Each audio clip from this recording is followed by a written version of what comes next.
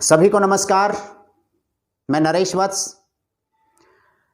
Estate की तैयारी करवाने के क्रम में आप लोगों के मध्य में उपस्थित हूं और जैसा आज हमारी क्लास थी, आज हमारी एस्टेट की मानव मित्र मंडल द्वारा चलाई जा रही निःशुल्क कोचिंग क्लासेस में हमारा अंतिम दिन था। मैंने आप लोगों को कल 50 प्रश्न हल करने के लिए दिए थे और मैंने कहा था कि मैं इसकी एक वीडियो बना करके आप लोगों के बीच में डालूंगा। समय नहीं लगा, मैं उसकी वीडियो नहीं बना पाया, तो मैंने चाहा कि आज की क्लास में पूरा 1 घंटा मुझे मिला था, उसमें आपके प्रश्न मैं 50 प्रश्नों को सॉल्व करवा दूं। लेकिन आप सभी को पता है कि पूरी कोशिश करने के बावजूद भी हमसे केवल 15, 16, 17 प्रश्न ही हल हो पाए और वो 15, 16, 17 प्रश्न केवल इतने इम्पोर्टेंट थे। आप सभी ने देखा कि ये केवल कोई उपसर्ग, प्रत्यय, संधि, समास, शब्द जो संग्रह है आपका, उसको बढ़ाने वाले तो थे ही, लेकिन वर्तनी को भी ये कवर कर रहे थे। यानी जो पिछले 3 सालों से आप लोगों के मध्य में जिस तरह के सवाल पूछे जा रहे हैं, हमने वैसे ही सवालों को मेहनत करके आप लोगों के बीच में लेकर के आए थे। आप लोगों ने उनको पढ़ा, लेकिन एक हमारी उम्मीद के मुताबिक वहाँ पर रिजल्ट नहीं आया, क्योंकि बहुत ही तीखे सवाल थे। ऐसे ही तीखे सवाल आप लोगों से पूछे जा रहे हैं और मैंने वो सवाल आप लोगों के लिए हल किए। फिर मैं बिना समय गंवाए आपके अगले सवालों को हल करवा रहा हूँ, ताकि कोई लंबी वीडियो ना बने। कोई भी बात आप लोगों की समझ में नहीं आती तो नरेश वत्स आप लोगों के बीच में जैसा भी मुझे आता है आप लोगों की सेवा के लिए हमेशा से उपस्थित रहेगा और आप लोगों के मध्य में उन सभी सवालों को हल करने की मैं कोशिश करूंगा। मेरे पास मोबाइल में मैंने वो सवाल जो आपके पास भेजे थे वो भी खोले हुए हैं। तो आइए मैं इसके अगले सवालों को, मैंने जहाँ तक मुझे ध्यान है कि मैंने 18 सवालों के बारे में चर्चा कर ली थी बारीकी। हमारे ये सवाल आपको लग रहा होगा कि उपसर्ग और प्रत्यय के थे। अब मैं जो सवाल हल करवा रहा हूँ उससे आपको क्लियर तौर पे पता चलेगा कि ये उपसर्ग और प्रत्यय के ही नहीं है। जैसे सवाल आप लोगों के बीच में आ रहे हैं ना, वैसे ही सवाल है। आइए, हमारा 19वां सवाल था कि किस में, 19वें सवाल से मैं दोबारा से शुरू कर रहा हूं, किस में वी प्रत्यय नहीं है, मतलब वी प्रत्यय नहीं है। ये सवाल आपके शायद एस्टेट के इस तरह का सवाल आपका आया था। मैं चारों शब्द आप लोगों के बीच में लिख रहा हूं। उसमें था ओजस्वी, तेजस्वी, मानवी और मेधावी। ये वी प्रत्यय आपका था। पहला ओजस्वी, दूसरा था तेजस्वी,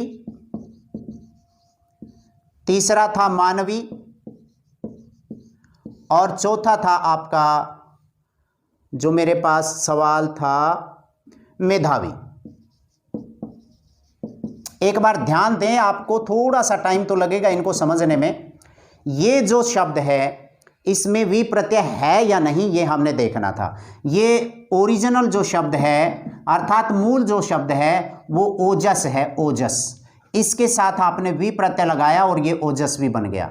ये शब्द आपका था तेजस, तेजस, और इसके साथ आपने वी प्रत्यय लगाया तो तेजस्वी बन गया। ये था आपका शब्द मानव और उसके साथ ये ई प्रत्यय लगाने से आपका मानवी बना था। लेकिन यहां पर अगर आप मानव को तोड़ें, अर्थात इस मानव शब्द के भी एक प्रत्यय और लगा हुआ है, और वो कौन सा है? ये मनु शब्द है। मनु के साथ अ प्रत्यय लगाने से मानव बनता है और जो मनु की संतान है वो मानव कहलाती है। जो संतानवाचक इसमें प्रत्यय है इसको अपत्यवाचक भी कहते हैं। मैं पहले बहुत अच्छे तरीके से आपको बता चुका हूं कि प्रत्यय कितने प्रकार के होते हैं। ये ऊ का मतलब ये समझ लें, अगर ऐसा कोई सवाल आता है तो आपका ये न पूरा रखना है आपने, म न ऐसे का ऐसे रखना है। ऊ का जैसे हम यण संधि में करते हैं, ऊ का वह बनाते हैं, आपने इस ऊ का वह बना दिया, ए इसको पूरा कर गई तो मानव बन गया। लेकिन जहां पर भी अंत में अ प्रत्यय आता है तो वो पूरा जो आपका पहला जो वर्ण है उसके अंदर जो भी आपका स्वर लगा हुआ है उसका दीर्घीकरण कर देता है। ये मानव, दनु का दानव। इस प्रकार से दशरथ के साथ ई प्रत्यय लगाने से दाशरथी, वहां पर आ का आगम हो जाता है। यही बातें आपसे उलझाएगा परीक्षा में भाई, आप लोगों से ऐसे ही सवाल पूछे जाते हैं। तो अंतिम जो था, ये जो शब्द है वो है आपका मेधावी, मेधा जमा वी। आप देखिए इसमें वी था, इसमें वी था, इसमें वी था, ये दिखने में आपका वी लग रहा था, आपको ऐसा लग रहा होगा कि इन सभी में वी प्रत्यय है, जी नहीं, ये मेधा, ये जो था इसमें दो प्रत्यय थे। कई बार ये भी पूछा जाता है कि किस शब्द में निम्नलिखित में से दो प्रत्यय हैं। आज तक उपसर्ग के सवाल आप लोगों से पूछे गए हैं, लेकिन यहां पर मनु के साथ ए और ई दो प्रत्यय लगे हैं। ध्यान दे लें इस बात को, ऐसे भी आपसे सवाल पूछे जा सकते हैं। तो चलिए, हमारा ये सवाल मेरे ख्याल से आप लोगों को क्लियर हो गया होगा। तो इसका जो सही जवाब है कि इसके अंदर आपका वी प्रत्यय नहीं है, इसके अंदर ए और ई दो प्रत्यय हैं।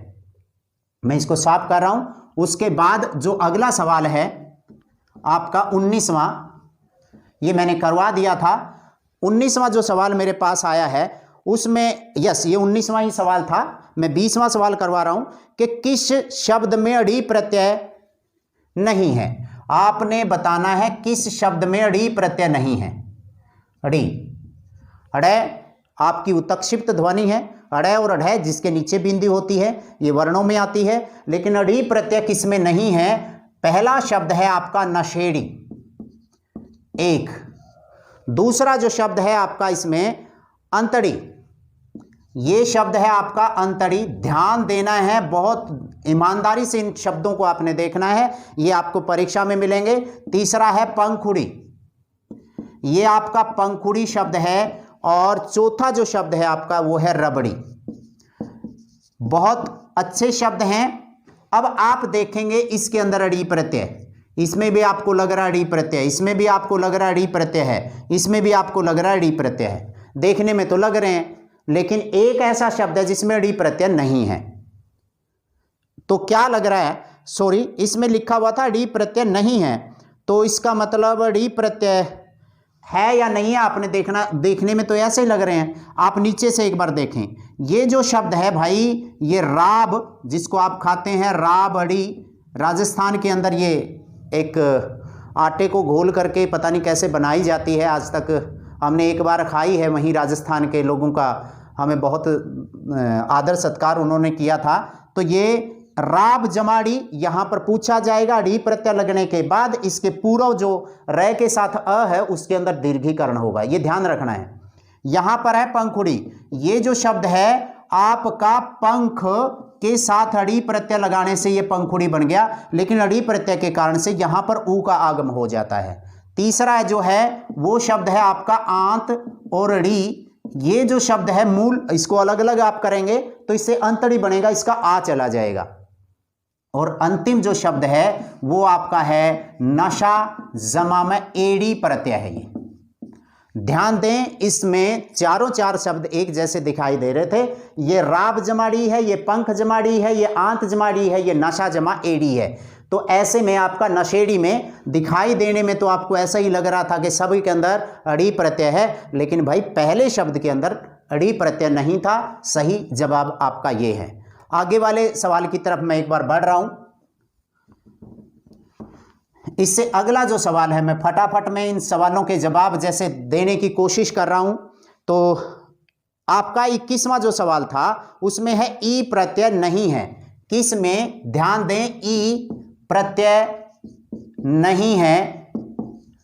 आप इन सवालों को एक बार याद करके जाइएगा, अलग अलग तोड़ना सीखिएगा। बस मैं ये नहीं कह रहा कि एज इट इज सवाल आएगा, लेकिन ये तरीका आप लोगों से बिल्कुल पूछा जाएगा जब आपका इक प्रत्यय लगा करके आप बड़ी ही मतलब पूर्व पद के अंदर कहीं ना कहीं दीर्घीकरण करते हैं। बाबू आ से आप बबुआ बना देते हैं, वहां पर किसी भी एक स्वर का लोप कर देते हैं। ये बातें आपको ध्यान रखनी है, यही बातें आप लोगों से परीक्षा में पूछी जा रही हैं। तो आपका आज का ये सवाल था हाथी दुखी खुशी घी। पहला शब्द है हाथी, दुखी, और तीसरे नंबर पे था खुशी और घी। ये चार शब्द हैं आपके। ये आप देखेंगे, ये जो शब्द है वो घृत शब्द से बना है और ये घृत का तद्भव रूप है। घृत शब्द का तद्भव रूप है भाई, इसी में आपका ई प्रत्यय नहीं है। ये हठ, ये दुख और ये खुश, ये 3 शब्द हैं मूल, इन्हीं सभी के साथ आपका इसमें भी ई प्रत्यय लग रहा है, इसमें भी ई प्रत्यय लग रहा है, इसमें भी ई प्रत्यय लग रहा है, लेकिन ये घृत के अंदर ये घृत से बनकर के घी आपका तद्भव रूप बना है, इसमें ई प्रत्यय लगाने से घी नहीं बना है। कभी ये सोचो कि घ के साथ ई प्रत्यय लगा दिया। इसलिए अगला जो सवाल है आपका 22वां जो सवाल है, उसमें किस शब्द में मूल शब्द व प्रत्यय सही है। एक बार आप देखें किस शब्द में मूल शब्द व प्रत्यय सही है। एक बार इस शब्द को अगर आप देखें, यहां पर लिखा हुआ था कि रुलाई, रुलाई जो है आपका ये शब्द था। दूसरे नंबर पे खदान था, खदान। तीसरे नंबर पे दोबारा था और चौथे नंबर पे आपका सिंचाई शब्द है, सिंचाई। तो ये 4 शब्द थे, इनको आपने अलग अलग करके दिखा रखा इसने। सबसे पहला जो शब्द आपको इसमें दिखा रखा रूल, रूल हलंत और आई प्रत्यय। जी नहीं, ये एक कृत प्रत्यय है जो रोना क्रिया के साथ आई प्रत्यय लगाने से आपका रुलाई बनेगा। रोना क्रिया के साथ, इसका मतलब ये यहां पर गड़बड़ है। ये दूसरा इसने खदान, मतलब खोदना के साथ, आप ना मतलब खोद के साथ ना आप बीच में ब्रैकेट में लिख सकते हैं और उसके साथ आन प्रत्यय लगाने से इसने बनाने की कोशिश कर रखी है, ये भी आपका गलत है। तीसरे नंबर पे दोबारा, ये जो शब्द है आपका 2 जमा में 12, इससे बनाने की कोशिश कर रखी है, ये बिल्कुल सही है। 2 जमा 12 से 2 12 नहीं होता। मतलब कई बार हम बच्चे की कॉपी पे लिख देते हैं ना, दोबारा करो। दोबारा का मतलब, दोबारा का मतलब ये दोबारा शब्द ही इससे बनेगा, ये आपने ध्यान रखना है। तो यहां पर दोबारा ठीक है। इसी प्रकार आपको ये कहा जाए 2 गुना, दुगुना बनेगा भाई। 2 12 दोबारा बनेगा। 3 गुना तिगुना बनेगा। मतलब ये हिंदी की संधियों में भी आता है, आप लोगों को इस बात को ध्यान रखना है। जैसे आप फूल झड़ी से फुल झड़ी छोटा ऊ की मात्रा बना देते हैं, वैसे ही है। ये जो शब्द है, यहां जो आपके ऑप्शन थे, यहां रूल था, ये खद था, यहां पर आपका जो शब्द था खद जमा में आन से जोड़ करके बना रखा था, ये आपका सिंच जमा में आई से बना रखा था। लेकिन आप ध्यान होगा कि सिंच कोई शब्द नहीं होता, वो सींच शब्द होता है। सींच, सींचना, सिंचाई करना। जहां पर भी हम पानी कहीं पर देते हैं एक क्यारियों में, उसको सिंचाई के लिए ये शब्द प्रयोग होता है। तो आप सभी को पता है ये सींच शब्द होता है, इसमें ये गड़बड़ है। इसमें खद नहीं खोद होता है, ये रूल नहीं रोना होता है। प्रत्यय तो लगा रखा है, तो इसका मतलब ये वाला शब्द आपका सही था। आप लोगों को वो ठीक करना चाहिए। उसके बाद आपका 23वां जो सवाल है, मैं 23वें सवाल की तरफ बढ़ रहा हूं। मुझे लग रहा है आप लोगों को समझ में तो आ ही रहा होगा, लेकिन फिर भी अगर कहीं पर भी आपको कोई बात समझ में नहीं आती, वो बहुत आसान तरीके से आपको बताने की कोशिश कर रहा हूं। थोड़ा सा मुश्किल जरूर टॉपिक ये पड़ता है। कसेरा, लिखावट, तिहरा, बिटिया। कसेरा, लिखावट, तिहरा, बिटिया, ये 4 शब्द थे। इसने क्या कह रखा है, इस शब्द में क्या कह रखा है कि किस शब्द में मूल शब्द व प्रत्यय सही विग्रह है। मतलब इसको जैसे मैं एक बार देखूं तो ये जो शब्द दे रखा है इसने कांसी जमा एरा से दे रखा है। ये आपका लिख, लिखा जमा में वट जोड़ के दे रखा है। ये 3 जमा में हरा से जोड़ करके दे रखा है। और ये है बिट जमा में इया से जोड़ करके दे रखा है। आपके सामने 4 शब्द हैं, बड़े आसान से शब्द हैं, इतनी ज़्यादा मुश्किल हैं। इसको आप ध्यान से देखेंगे तो ये कांसी जमा में एरा बना रखा है। तो ध्यान दीजिए, कांसी तो ठीक है, लेकिन यहाँ पर आपका जो ए है वो ए ही रखना है, आपने आई नहीं बनानी है। इसका मतलब जब आप इसका संधि विच्छेद करोगे एक प्रकार से, कांसी जमा में एरा से करोगे, इसमें एरा प्रत्यय है, ऐरा प्रत्यय नहीं है, मतलब आई नहीं है, ए है। तो इसका मतलब ये आपका कौन सा इसने कह रखा है, मूल शब्द व प्रत्यय का विग्रह सही है, ये तो गड़बड़ में है भाई। दूसरे नंबर पे लिखा जमा में वट, जी नहीं, ये लिख ऐसे बनेगा, इसके साथ ना अंडरस्टूड है और आवट प्रत्यय लगा रखा है इसने, आवट। लिख ना आवट, तो लिखावट इससे बनेगा 3 जमा हरा। ये बहुत इंपॉर्टेंट है, एक बार फिर मैं बता रहा हूं, एक हरा एक हरा, दो हरा दूहरा, दो हरा नहीं दूहरा, 3 हरा तिहरा, और मतलब चौहरा, मतलब उसको आप जिस तरह से क्या हो गया है तिहरा और चौहरा बन जाएगा, 4 हरा। लेकिन ये 1 2 3 ही यहाँ है, उधर आपका हरा हरा हरा हरा, ये हरा, लेकिन इसके साथ इसका लग नहीं रहा है कि हरा रंग के अर्थ में ये होगा, ये आपने ध्यान से देखना है। इसलिए ये वाला जो शब्द है आपका बिल्कुल सही है, बिटिया में ये बेटा जमा इया से जुड़ करके बनता है, ध्यान दें, बेटा इया से बिटिया बनेगा। उसके बाद अगले शब्द को मैं एक बार समझाने की कोशिश कर रहा हूं। सम उपसर्ग निम्नलिखित में से किस में नहीं है? सम, ध्यान दीजिएगा, एक सम है, जैसे आपका अन और अन, एक आपका हलंत वाला जब भी अन आता है तो वो संस्कृत का है, तत्सम उपसर्ग है, तद्भव अन जो हलंत वाला नहीं है। यहां पर आपको सम उपसर्ग वाला शब्द छांटना है। एक बार मैं दोबारा से बता रहा हूं, सम उपसर्ग वाला इसने कौन कौन से शब्द दिए हैं? समग्र, समन्वय, समर्थ, समकालीन। समग्र, समन्वय,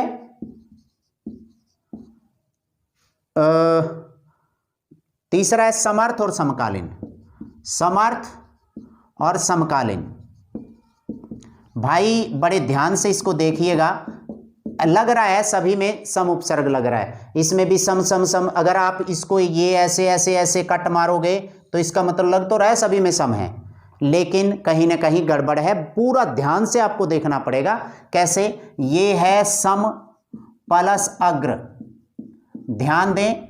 दूसरा है सम, ये है, उसके बाद अनु और उसके बाद आय, इसके अंतर्गत आपका सम उपसर्ग है। कई बार यह भी पूछ लिया जाता है कि किस शब्द में ये उपसर्ग और प्रत्यय दोनों का प्रयोग हुआ है। ऐसे इस तरीके से अगर आपसे पूछा जाता है तो ये सम उपसर्ग है। और आपका ये देखो सम, अगर ये देखा जाता है तो इसका मतलब म, ये क्या बनेगा? सम अनु, अनु, ये अ इसके अंतर्गत आ गई, ये न आधा हो गया, ऊ का वह बन गया, और ये ए इसके अंतर्गत आ गया और ये बन गया समन्वय।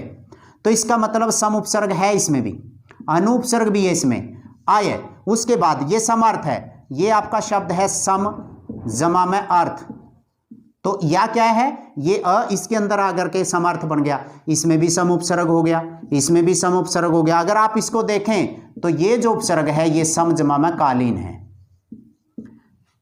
समझ में आ गई? मैंने पहले सवाल में आपको बताया था कि जो प्रत्यय, जो भी प्रत्यय आपका किसी व्यंजन से शुरू होता है तो अंतिम को हलंत करने की आवश्यकता नहीं होती, ये उसी के साथ जुड़ी हुई बातें हैं। एक बार इन चारों शब्दों को आप देखें दोबारा से, तो इसका मतलब इसमें सम उपसर्ग किसमें नहीं है? इसमें नहीं है। सम का मतलब हलंत वाला सम, ध्यान दीजिएगा, उसमें सवाल में पूछा गया था। और उसके बाद अगला जो सवाल है आपका, सु अनु उपसर्ग नहीं है, अनु उपसर्ग किसमें नहीं है? अगला जो सवाल था आपका, मैं 2-3 सवाल एक साथ करवा रहा हूं। आपका अनु उपसर्ग नहीं है, अनु नहीं, ये आपने बताना था। पहला शब्द है आपका इसमें अनुज, दूसरा जो शब्द है इसमें अनुदार, अनुदित और आणविक।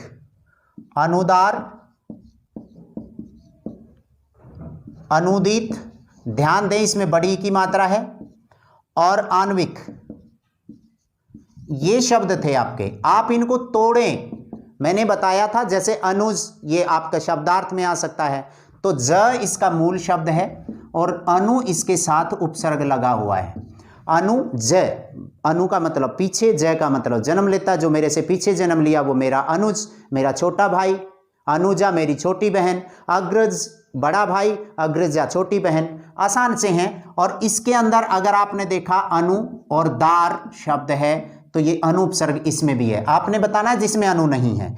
ये है अनु जमा में उदित शब्द है, ये उदित, और अगर आप देखें इसमें छोटा ऊ था, इसमें छोटा ऊ था, ये छोटा ऊ और छोटा ऊ मिलकर के यहां पर बड़ा ऊ बन गया अनुदित। जब भी कोई रचना अनुवादित नहीं होती वो सही शब्द आपका अनुदित होता है। तो यहां पर अनुदित दीर्घ संधि होकर के, लेकिन उपसर्ग तो इसमें भी अनु है, इसमें भी अनु है, इसमें भी अनु है, इधर आणविक, तो इसका मतलब अनु जमा में अनुविक। उसके बाद आपका इक प्रत्यय है अनुविक, तो नु आव इक, ये जो शब्द है आपका बना है, एक बार अगर देखते हैं तो इसका मतलब अनु, ये इक प्रत्यय एक ऐसा प्रत्यय होता है जो पूर्व पद के अंदर यहां पर आ का आगमन कर देता है, दीर्घ कर देता है इसको। ये तो आ इस तरीके से हो गया, और ये न जो है आनु, न पूरा लेना पड़ेगा हमें इसको, आणविक, और आव और इक लगाने से ये इसके साथ जुड़ गया। इसका मतलब आ न उ आ, ये गड़बड़ है भाई, अब आएगा यहां पर अनु। अगर हम इसको देखें न, उसके बाद ये ऊ का वह बन गया। इस शब्द को हम दोबारा एक बार देखूंगा मैं इसको तोड़ करके, अभी सीधा एकदम दिमाग में नहीं आ रहा, बाद में करूंगा मैं इसको एक बार।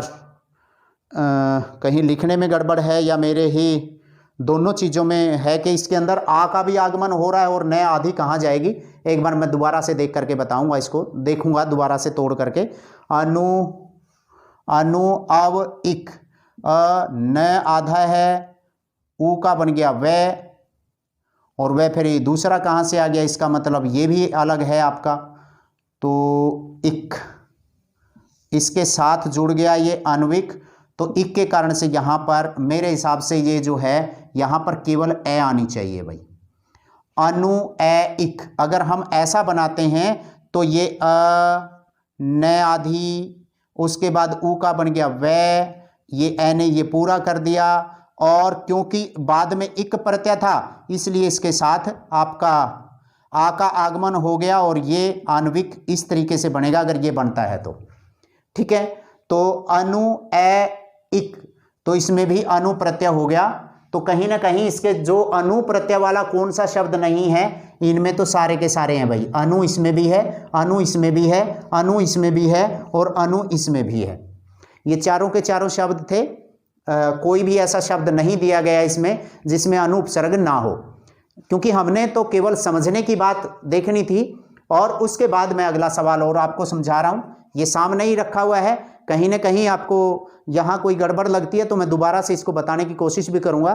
थोड़ा सा एकदम से सीधा कई बार दिमाग में ये चीज़ नहीं आती कि वह कहाँ से आ गया, क्योंकि इसमें हमें संधि भी देखनी पड़ रही है, हमें इसमें यण संधि भी देखनी पड़ रही है। तो ऐसे में इसके अंदर अनु आमतौर पे वैसे प्रत्यय नहीं होता, बहुत जगह इसको अव्यय का नाम दिया गया है, अ जो होता है वो अव्यय ही है, उसके अंदर चेंजिंग नहीं होती। उसके बाद आपका अगला सवाल, इसको तो मैंने दो ही भागों में करना पड़ेगा।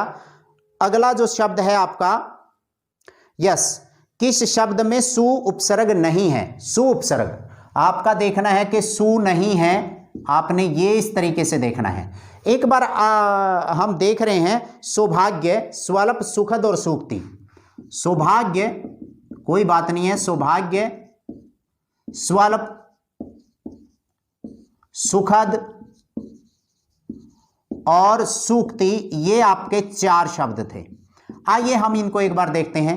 भाई तीखापन शब्दों में बहुत है। पहला को हम देखते हैं एक बार, देखो ये आपका सु उपसर्ग है, भाग शब्द है, भाग, और उसके बाद यह प्रत्यय है, सु भाग और यह। जब भी ये यह प्रत्यय किसी के अंत में आता है वो कहीं ना कहीं पूरा जो इसका पार्ट है उसके ऊपर अंतर डालता है। तो इस यह के कारण से यहां पर तो सौ हो गया, ठीक है, इसलिए ये सो। और भाग, भाग्य बिल्कुल सही है, ये सु, सुभाग, इसको आप सुभाग अकेला भी, सुभाग जमा में यह भी कह सकते हैं। तो इसका मतलब सु इसमें भी उपसर्ग है, सुभाग यह से सौभाग्य, ये सही है, इसमें तो सुभाग सु उपसर्ग है। इसमें ये है सु जमा में अल्प, तो इसका मतलब इसमें यण संधि होगी, से आधा रह जाएगा, ऊ का ये वह बन जाएगा और ये ए इस वह को पूरा कर देगा, अल्प साथ में है। उसके बाद ये सुखद है, इसमें तो सु उपसर्ग है ही, इसमें भी है, इसमें भी है, इसमें भी दिखाई दे रहा है। सूक्ति ये आपका सु जमा में उक्ति शब्द है, सु जमा में उक्ति, इसके अंदर ये दीर्घ संधि हो रही है, इसका मतलब छोटा ऊ और छोटा ऊ मिलकर के ये बड़ी संधि हो रही है, तो इसके अंतर्गत भी आपका सु उपसर्ग है। चारों के चारों शब्द ऐसे हैं जिनमें सु उपसर्ग है, नहीं हम अलग कर पाए। इसमें भी है, इसमें भी है, इसमें भी है। एक बात बता दूं, एक पेपर में एक बार आप लोगों से ये बात पूछी गई थी, एक था स्वच्छ, मैं वो भी बता दूं, स्वच्छ, स्वल्प, स्वल्प, स्वागत, समझने की बात है ये भी, और स्वार्थ। इन चारों में से एक अलग छांटना था हमने सीधा।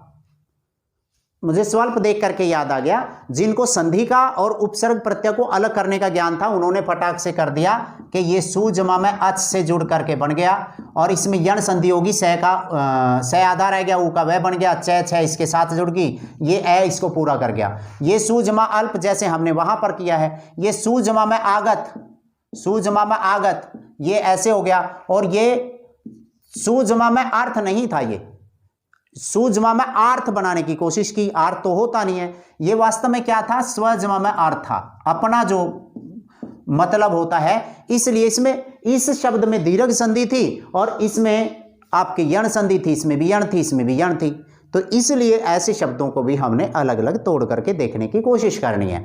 तो चलिए हम अगले सवाल की तरफ बढ़ते हैं, और आपका अगला जो सवाल है, एक बार मतलब इन सवालों के जवाबों में हमने थोड़ा ज़्यादा ही सोचने पे जोर देना है, क्योंकि जैसे सवाल आ रहे हैं हमें उसी के अकॉर्डिंग भाई हमें भी चेंज होना पड़ रहा है। 26 मिनट की वीडियो बन गई, मैं इसके 30 ही सवाल करवा पाऊंगा इसमें। अगला जो सवाल था वो था अधि उपसर्ग नहीं है, मतलब अधि नहीं है, आपने कौन सा ऑप्शन देखना है, अध्याय, अध्यापक, अध्याय, अध्यापक, आधिकारिक, और चौथा जो ऑप्शन था आपका वो था अधिग्रस्त। बड़ा अच्छा शब्द है, अगर आप इन चारों शब्दों को देखें तो ये आपका यण संधि होकर के अधि जमा में आय से जोड़ करके ये अध्याय बन जाएगा। मैंने संधि अच्छे तरीके से आपको यण बता रखी है कि ई का यह बन जाएगा, अध्याय आधी रह जाएगी। ये अधि एक आ दूसरा उपसर्ग है और पक आपका शब्द है, तो इसमें भी अधि उपसर्ग है, इसमें भी अधि उपसर्ग है। ये आधिकारिक है, ये ओरिजिनल दिखाई आपको आधी दे रखा है, इसमें भी आधी दे रखा है, लेकिन ये आधी की तरफ आपने जाना नहीं है। ये अधि जमा में कार जमा में इक, और बहुत बार बता चुका हूं ये इक इसके ऊपर असर डालता है, इसलिए ये आधिकारिक, समाज के साथ ही के लगाते हैं सामाजिक, यहां पर आ का आगम हो जाता है, तो ऐसे में ये आधिग्रस्त है। ये जो शब्द है इसमें अधि जमा कुछ नहीं लगाना है। आधि मानसिक बीमारी को कहते हैं, मानसिक बीमारी जो होती है उसको आधि कहते हैं, व्याधि जो शारीरिक बीमारी होती है। तो यहां पर आपका क्या हुआ, आधि से जो आदमी ग्रस्त है, अर्थात मानसिक बीमारी से जो ग्रस्त है, पागल टाइप का जो आदमी होता है वो आधिग्रस्त हो गया, तो यहां पर तो आधि शब्द ही है, तो यही आपका उत्तर हो जाता है। उसके बाद आपका 39वां, अप उपसर्ग का प्रयोग नहीं हुआ है। अप उपसर्ग का किस में प्रयोग नहीं हुआ है, आइए आपको अब बता देते हैं किस में प्रयोग नहीं हुआ है। सबसे पहले हम एक बार देखते हैं अपर्याप्त आपराधिक, देखो अपर्याप्त आपराधिक, और है अगला आपका अपेक्षिक और अपव्ययी, अपेक्षित और अपव्ययी, ये आपके चार शब्द थे। एक बार ध्यान से देखें, ये जो शब्द है उसमें अ उपसर्ग है और पर्याप्त अलग शब्द है, परि और आप्त। मतलब यहां अपरि, परि उपसर्ग और है, दो उपसर्ग इसमें हो जाएंगे, एक अ उपसर्ग है एक परि उपसर्ग है। आप्त री का ई का यह बनकर के वहां पर फिर यण संधि हो जाएगी आपकी। तो इसका मतलब इसमें तो आपका अप उपसर्ग नहीं है, नहीं है। अगला जो शब्द है ये आपका शब्द है अप जमा राध जमा में इक। अगर आप इसको देखें, राध कार्य को कहते हैं, तो अप का मतलब बुरा होता है, जो बुरा कार्य होता है अपराध इक।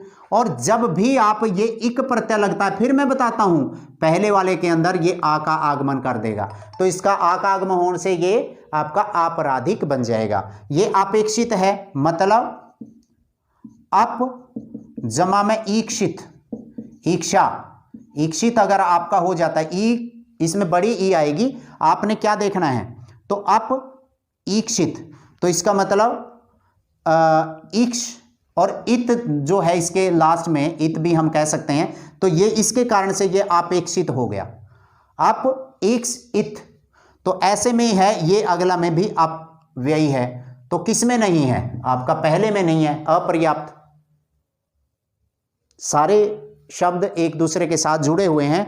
आपका अगला जो शब्द था निम्नलिखित में से किस में नी उपसर्ग का प्रयोग नहीं है। उपसर्ग आप सभी को पता है आगे लगते हैं, उपसर्ग आपके आगे लगते हैं, समझ लें एक बार। नी उपसर्ग नहीं है, ध्यान दें, जिसमें नी नहीं है आपका है एक नीचाय निनाद, नीचाय निनाद, और तीसरे नंबर पे दे रखा है निरभ्र, निरभ्र ऐसे दे रखा है, और निकुंज। आपको दिखाई देने में तो जिन लोगों को सिर्फ ये पता है आगे लग गया, सार्थकता नहीं देखनी है और कुछ नहीं देखना है, उनके लिए तो सभी में नहीं है भाई। लेकिन जिनको देखना है, ये नीचे या एक नी के साथ चया जोड़ने से इसका मतलब समूह हो जाता है। तो ये निनाद किसी चीज का, जब कोई चीज बजती है उसके अंदर जो कंपन होता है उससे निनाद पैदा होता है, ये भी ठीक है। निरभ्र, ये जो ओरिजिनल शब्द है ये भाई निर जमा में अभ्र से जुड़ करके बना है, निरअभ्र।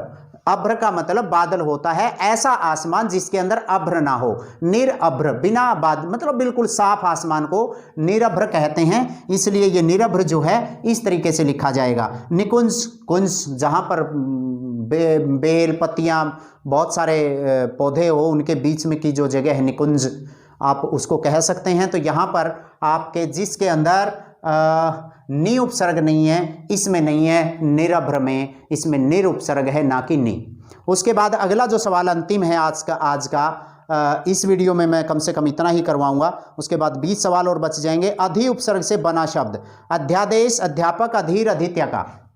मैं इधर कर रहा हूं, अध्यादेश,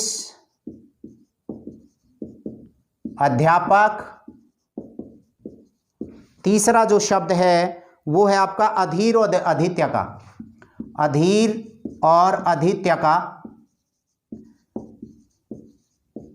ये जो शब्द हैं आप चारों देखें, इनमें से चारों शब्दों में आपको वैसे ही पता चल जाएगा, वैसे तो इसी में नहीं है, क्योंकि इसके अंदर अधि उपसर्ग जिसमें नहीं है, अधि नहीं, ये छांटना था, सीधा सा मतलब है इसके अंदर अधीर, धीर मतलब जिसमें धीर नहीं है, जिसमें धैर्य नहीं है, कि कारज धीरे होत है, काहे होत अधीर, समय पाए तरवर फरे, केतिक सिंचो नीर। तो वहां पर अधीर क्यों होता है, अधीर, तो ये धीर जिसमें धैर्य नहीं है वो अधीर हो जाता है। ये अधित्य का अधि उपसर्ग है, और त्यका, त्यका का मतलब समतल जमीन को कहते हैं, अधि का मतलब ऊपर की समतल जमीन को कहते हैं। जब आप पहाड़ पे किसी पे गए हुए हो, जैसे आप खजिहार अगर चले जाएं हिमाचल प्रदेश में, वो पहाड़ों के ऊपर जाकर के काला टॉप से वहां जाकर के एक समतल जमीन आ जाती है जिसको भारत का स्विट्जरलैंड भी कहा जाता है, तो उसको आप अधित्य का कहेंगे। और जिस पहाड़ी के आप नीचे आ जाओ बिल्कुल तलहटी में, और वहां पर जो समतल जमीन होती है उसको उपत्यका कहते हैं, उपत्यका। तो उपत्यका और अधित्यका, ये त्यका जो शब्द है ये समतल जमीन के लिए प्रयोग होता है, अधि ऊपर की होती है और उप जो होती है नीचे की होती है, इसलिए ये भी आपसे आ सकता है।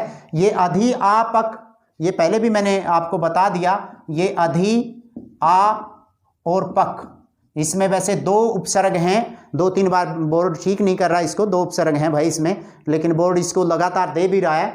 और ये अधि आदेश, इसमें भी 2 उपसर्ग हैं। तो आप इन सभी को समझें। ये आपका 30वां सवाल था।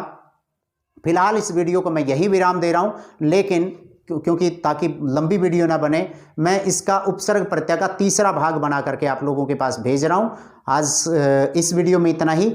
अगले 20 सवाल फिर मैं आप लोगों के लिए, मुझसे 10 ही सवाल हल हुए हैं भाई आधे घंटे में, ढंग से अगर आप करोगे तो, क्योंकि ये सवाल एज इट इज आने के हैं। धन्यवाद, थैंक यू वेरी मच।